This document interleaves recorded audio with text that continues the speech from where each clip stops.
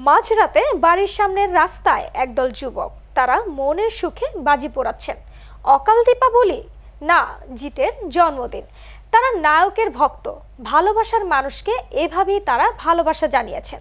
তাদের অবাক করে মধ্যরাতে বারান্দাতে দেখা দিয়েছেন জিত। এক মুখ হাসি নিয়ে হাত নেড়েছেন তাদের উদ্দেশ্যে। সকালবেলা আলো ফুটতেই আবার বাড়ির সামনে ভক্তের ঢল। নির্দিষ্ট সময়ে সাদা কালো শার্ট, কালো ট্রাউজারে বাড়ির দোতলার বারান্দায় এলেন তিনি। অনুরাগীদের দেখা দিয়ে তিনি চলে গেলেন বাড়ির একতলায়। সেখানে বড় টেবিলের শার্ট দিয়ে রাখা নানা স্বাদের কেক। ঝড়ের গতিতে নিপুণ হাতে একের পর এক কেক কাটলেন জিত, সাক্ষী পরিবার এবং সেই এক এবং অদ্বিতীয় ভক্তরা। ৪৬তম জন্মদিনের প্রথম ভাগ এভাবেই কাটিয়ে ফেললেন জিতেন্দ্র মাদ্দানি। তিনটি দৃশ্যের ভিডিও ইতিমধ্যেই ভাইরাল গণমাধ্যমে। সেখানেই শাহরুখ খানের সঙ্গে মিল খুঁজে পাচ্ছেন সকলে। অনুরাগীদের আশ্বাস দিয়েছেন একসাথে এক হয়ে এগিয়ে চলার মানে জিত।